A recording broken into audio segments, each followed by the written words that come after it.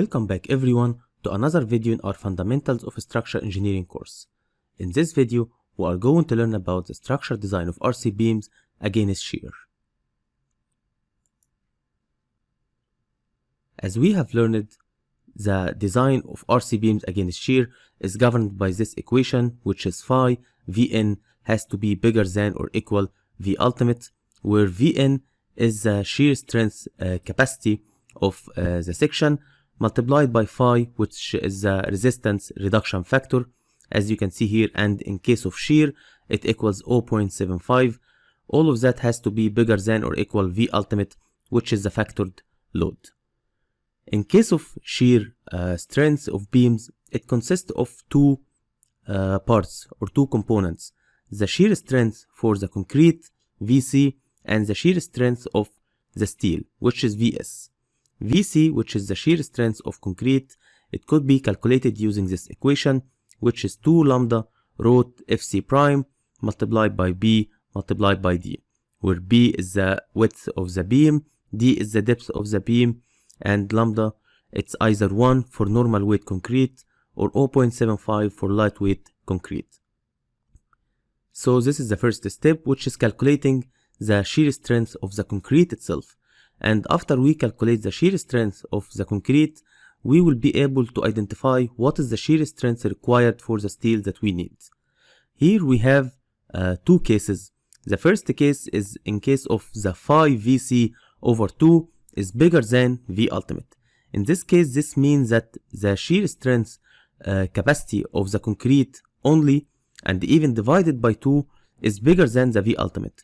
In this case, we don't need any additional stirrups because we don't need any Vs.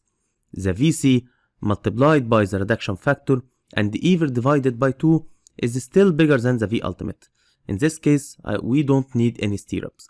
But if V ultimate is bigger than 5 Vc over 2, then we will refer to this table. We will have two options.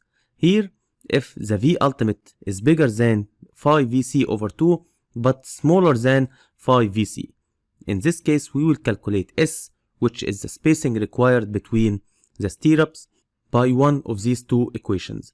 S equals AV multiplied by F yield over 50B, or AV multiplied by F yield over 0.75B root Fc prime. And we will choose the smaller one of these, because each one of these is going to give us the spacing. For example, 5 inches between stirrups, 6 inches, 7 inches. So whatever the smaller value, we will use. And in case if V ultimate is bigger than phi Vc, we will calculate first the Vs required, which should be V ultimate over phi minus the Vc. The remaining will be the Vs required, and we will calculate S by this equation, which is AV multiplied by F yield multiplied by D over Vs. And in this case, this is the maximum permitted spacing, which is either 24 inches or D over 2.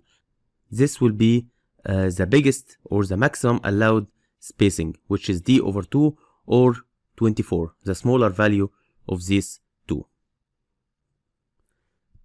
So here, let's have a quick review on the design of the shear for beams.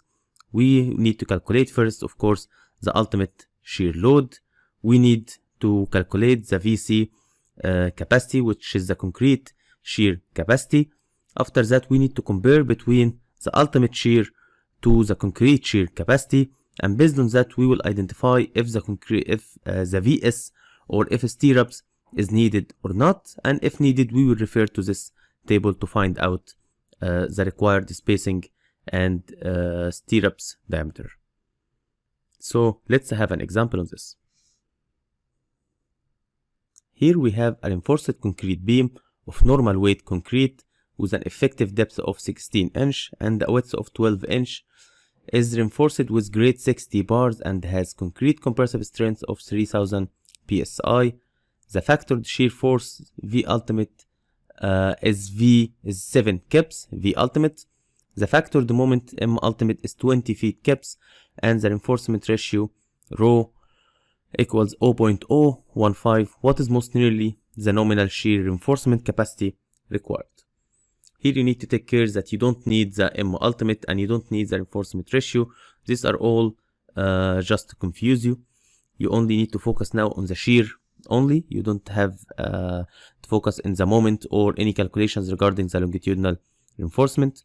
So you will start, which is the first step, which is to calculate the VC, the shear capacity of the concrete, which equals 2b d root FC prime, because lambda here equals 1, because this is a normal weight concrete. So it is going to equal 2 multiplied by 12 multiplied by 16 multiplied by root 3000 equals 21,000 pounds. So VC equals 21 kips.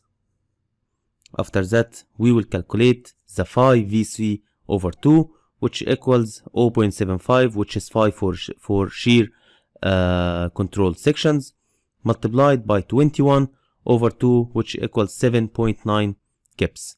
And here we have the V ultimate equals 7. So this means that here we said that we use phi 0.75 for shear.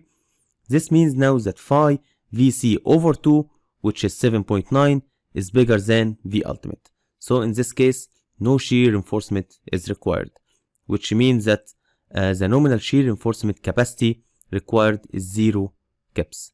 So this is our answer, which is the first choice, 0 kips. So this is it for our video today. See you in our next video. Thank you.